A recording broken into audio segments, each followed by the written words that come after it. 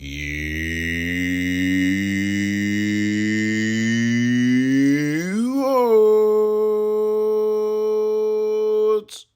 Greetings, fellow Watford fans. Omar here, and it's time for the Orns midweek focus on Watford versus Cardiff.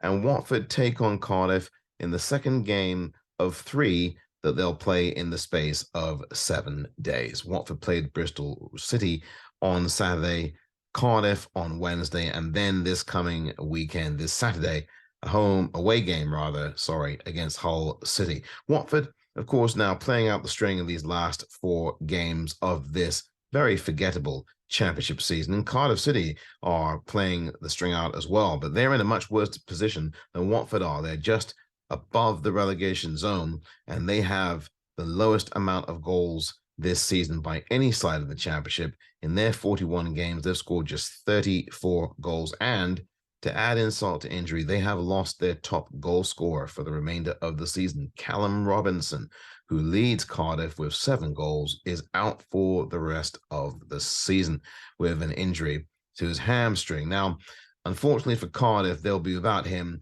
but Cardiff are a team who I think are resilient, and despite the fact that they, like Watford, are onto their 3rd different permanent manager this season, Watford, I think, will have a tricky assignment here against a Cardiff side who, despite being 4th from bottom, will be fighting for their championship lives. Watford have this tendency to play up or down to the level of their competition, and I regrettably expect that to be the case again in the game tomorrow at the Vic. Now, look, Watford have struggled this season. We all know that. They've won just 3 of their last 15 championship games. That 3rd win came last time out against Bristol City. Now, Watford did not play up or down to the level of competition where Bristol City were concerned. Bristol City are right below them in the table. Watford were, I think, fortunate in some respects to get the win, but what you saw from the game against Bristol City was an effort, at least certainly an effort that was much more noticeable than it had been in previous games, of course, throughout this season. Now, what Watford will need to do tomorrow is bring more effort and more intensity, and not be afraid to have a go at goal wherever they may be on the pitch, within reason, of course. You've got top goal scorer João Pedro. He has 11 goals. Ismaila Sarr has 9. I expect that this lineup's going to be unchanged. Usually what Chris Wilder does after a victory is keep the lineup exactly where it is. So I expect that the lineup will be unchanged from last week. I don't recall there being any injuries to Watford players, at least none that I was visibly aware of while watching the game against Bristol City. So I expect things to stay much the same as it were, tomorrow in the game at the Vic between Watford and Cardiff for the Watford starting lineup. But I would like to see some more academy players, as I've talked about here recently and on the podcast, youorns podcast. I really would like to see Chris Wilder in these remaining games play some more academy players like James Morris, like an Adrian Blake, like Toby Adeyemo. If they are available to play, give them a shout. Give them a whirl. Give them a run out. No harm in that. There's 4 games to play, beginning with the game against Cardiff on Wednesday. So why not? You got nothing to lose. The playoffs are done and dusted. There's no chance for me as far as that's concerned for Watford. And there will be some though who will have loftier and more optimistic dreams about Watford and playoffs. But for me, as I've said before, playoffs to me are not the goal now. The goal for Watford, with these games remaining, is an audition for next season, is to build and show Ben Manga and Helen Acosta and the organization that is Watford Football Club what you're working with, who stays, who goes. These are the kinds of things that need to start being planned out now while the season is still going on. And let's focus on trying to rebuild and re-energize this club, and also reestablish an identity, carve out a proper identity for this club instead of worrying about chasing for playoffs. I really don't think that that is the thing that Watford should be doing right now. I mean, you can do both. You can also chase for playoffs while looking ahead to next season and looking at how things will look next season, what things will look like. But for me, the playoffs, I wouldn't be worrying about that.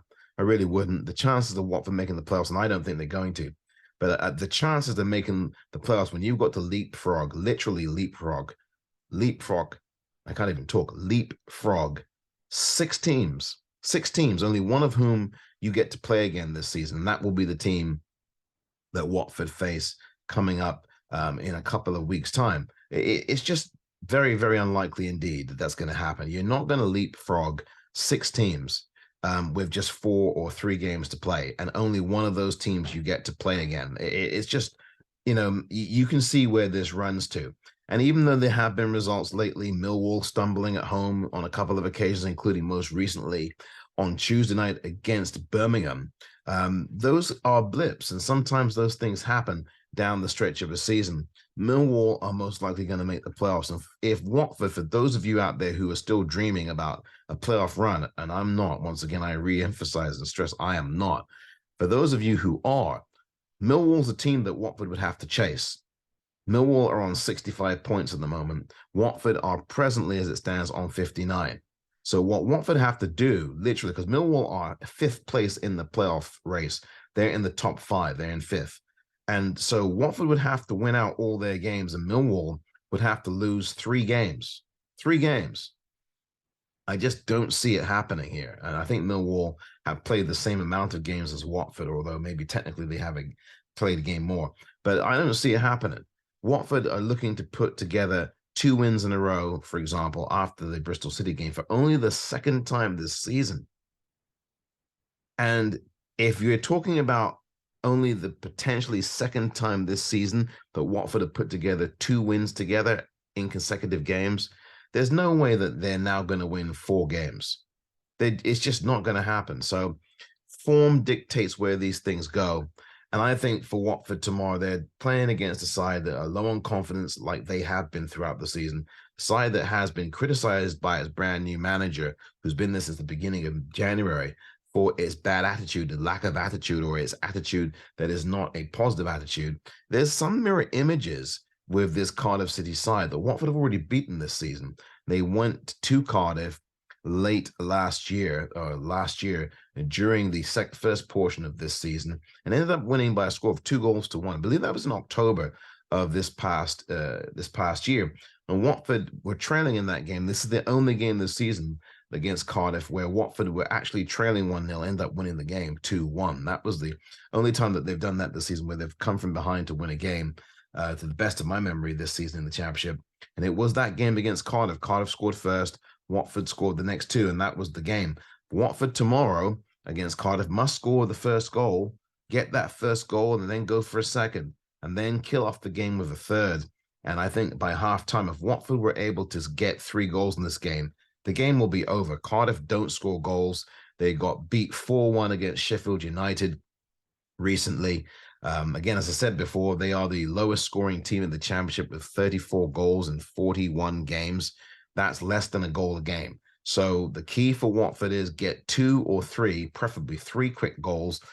By the time you get into halftime, if Watford can score at least twice and go in with a 2-0 or a 3-0 lead, Cardiff will fold. Cardiff will absolutely fold. Again, as I said, the present manager there, the 3rd manager they've had this season, like we have, has criticized their attitude. And I guarantee you, if you can put 2 or 3 goals past this Cardiff side, they will totally fold. And the relegation picture for them, I don't know if the players there even care about battling against relegation. As I said, right now they are not in the relegation zone, but a defeat to Watford could put them there, depending on the manner of defeat, how heavy it is. Watford, if they win, could be as high as 9th in the table. They're presently 12th. They would have to run up the score significantly, though, on this Cardiff side. I mean, they'd have to win by at least 5 clear goals, which is not beyond the realm of possibility when you consider the fact that Cardiff don't score goals. But it is beyond the realm of possibility when you consider Watford have, not scored 5 goals all season long. So, we'll see. It's 5 goals in 1 game all season long. But we'll see. We'll see. Anything can happen in these games.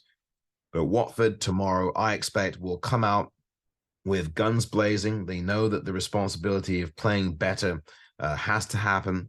I thought that despite the fact they put in an effort, they still were not good for a lot of the game against Bristol Rovers, but I expect that they will improve that tomorrow, although they have to watch out for playing up or down, in this case down, to the level of their competition in Cardiff City. This has been the YouOrns Midweek Focus.